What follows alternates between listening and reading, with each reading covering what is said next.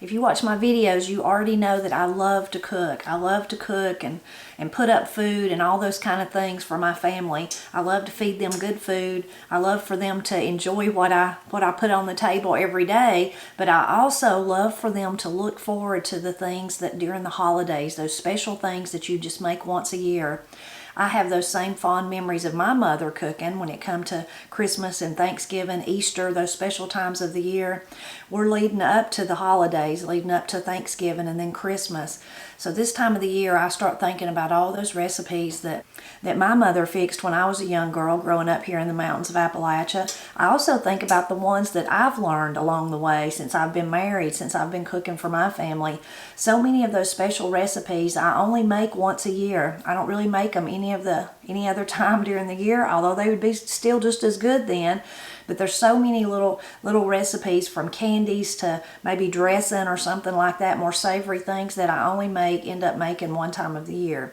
So in the next several weeks, I'm going to share some of my favorite things to make for my family during the holidays. Most of them will be more of the kind of sweet, whether you think about candy or cakes or whatever, it'll be more on that variety.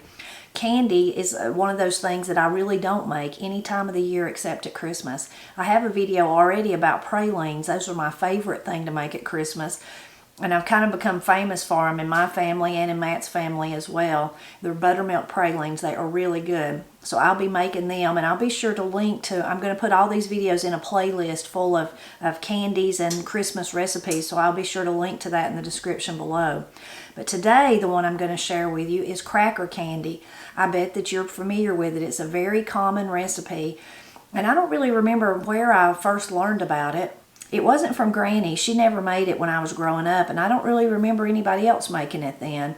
But I think that where I picked it up was at work. You know, even at work, sometimes you'll have holiday Christmas parties or some get together for Thanksgiving or whatever. And I think it was at one of those kind of little things where someone brought it in, and I really liked it. And they said, "Oh, you don't know that? I bet your mother or your grandmother made it. It's a really old recipe."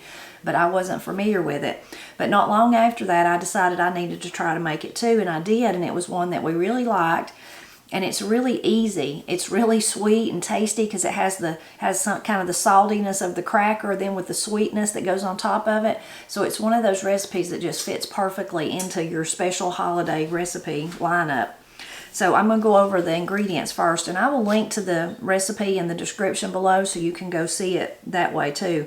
But it's going to take, and of course you could increase this depending on what you needed, but it's going to take one sleeve of saltine crackers, about 40, 1 cup of butter, 1 cup of brown sugar, 2 cups of chocolate chip, and whatever kind you like. If you want dark, if you want semi-sweet, I'm sure even like the butterscotch ones would be good, but I'm just using, today I've just got semi-sweet chocolate chips, whatever you prefer though. And then 3/4 cup, there goes my oven coming to heat, 3/4 cup of pecans. You could use any other kind of nuts you wanted to, or you could use no nuts at all. I still think it'd be really good even without the nuts, so if you're not a nut person. Now the first step is I've got my tray here, and I'm just gonna line it with my crackers. So it's important when you're using your baking sheet that you pick one that has an edge on it, so you don't want this stuff to kind of run out into your oven. That would be horrible. And then you just start laying out your crackers. And if they're, some of them, you know, when you get them out of the sleeves, they're kind of crunched up like that. It really won't matter because you're going to break them all up anyway. So you just start laying them out.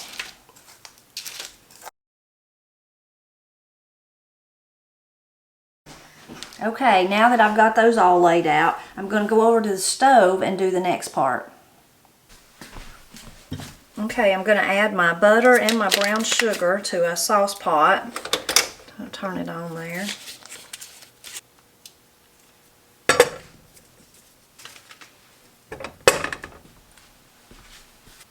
I'm going to give the butter just a moment to start melting, and then I'm going to add my sugar. Okay, now that I've got the butter melted at least a little bit, I'm going to add the brown sugar.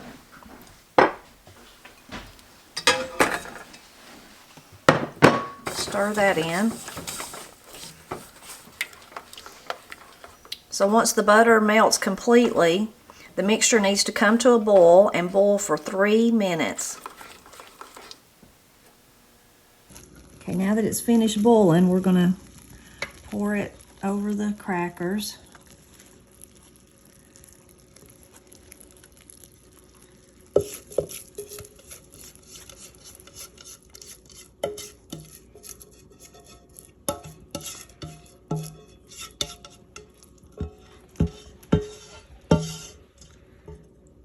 And then we're gonna gently kind of put it all over all of them.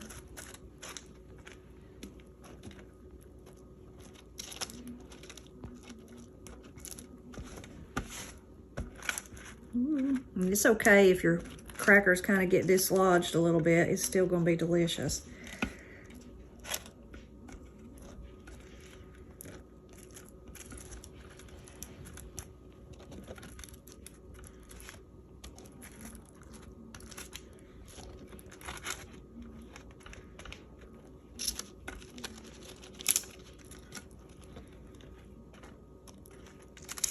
Okay, now we're going to put it in the oven for 5 minutes at 400 degrees. So when you get it out of the oven, you can see how bubbly it is, how wonderful. Then you just sprinkle the chocolate chips on top.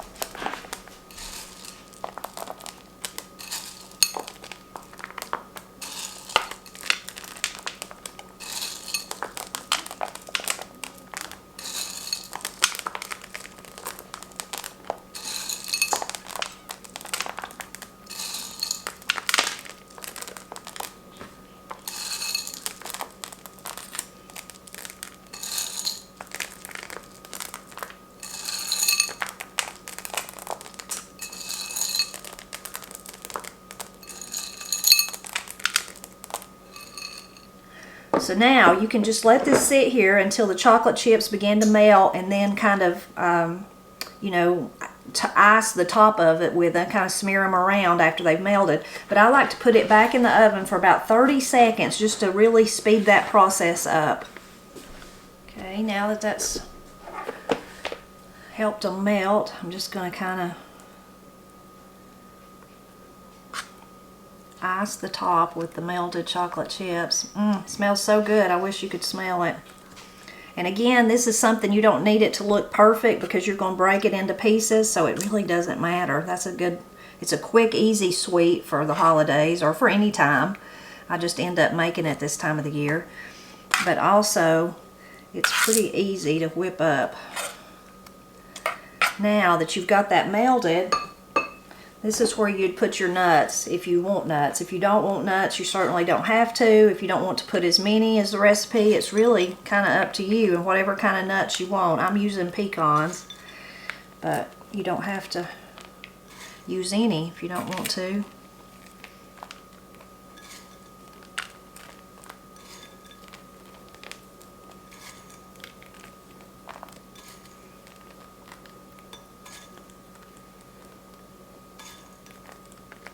I don't think I'm going to use them all. I think that looks enough, which I almost did. And if you want to, you can kind of knock them down a little bit, but usually just to make them sure that they're really stuck in that chocolate. But usually I don't even do that. It's okay if a few fall off, but you can. So now that we've got it, this is it. It's completely done. The next step is kind of the hardest step, is that you've got to wait till it cools completely.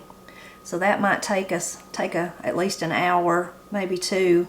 And then we'll be able to lift it out of the pan, break it into pieces, and start enjoying it. So it's been several hours since I actually put the chocolate on, put the nuts on, and let it cool. I jumped the gun and I started breaking it up before it had actually cooled. And what happened is, it was still fine. You can see they're still okay, the pieces. But just what happened is the chocolate, the bottom was cool and the chocolate was not. So I got chocolate all over my fingers. So then I was like, I had to run and take Granny to the doctor. I was like, I'm just going to quit and wait till I get back and then see once the chocolate has set. I was just trying to rush, trying to hurry up and be done. But now that it is fully dried, you can see how easy it is to just break apart. You just break it in pieces, as big or as small as whatever you would like. And then you can, when you're storing it, you could put like some more parchment paper on in between each layer, some foil. some wax paper, anything like that would work. But you basically just break it up, and that's how you eat it. Again, you could take a knife if you wanted to and actually cut, you know, try to cut it into more uniform pieces. But we just break it. I just break it into pieces, break it into more pieces. And as you store it, you can, like I said, put some paper, some either parchment paper, wax paper, foil, whatever, in between it to kind of keep them from sticking together. But even if they stick together, it's really going to be good. So now I get to taste a piece of it. Let's see what it tastes like. Of course, I already know it's going to be good.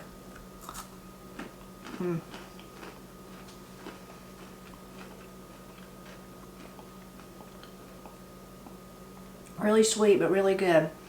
It reminds me of, if you've ever eaten a Score candy bar, I think that was the name of them, Score. That's what it tastes like, just like that.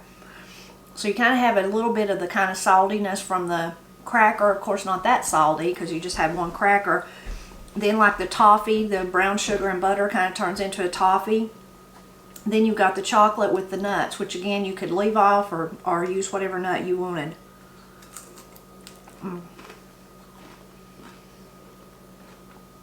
Very sweet and very rich and very good, especially at a time like the holidays when you're really indulging in that rich sweet food. So I hope you enjoyed seeing how to make cracker candy. I bet you've made it before, or I bet you've had it somewhere. It's one of those recipes that kind of get passed around and at school functions, church functions. It's in a lot of the community type cookbooks. But the time that I think of really making it, the best time of the year, is the holidays. I hope you'll drop back by next week because I'm going to be sharing another recipe that I make during the Thanksgiving, Christmas holidays for my family. And as always, I hope you just keep dropping back by to help me celebrate Appalachia.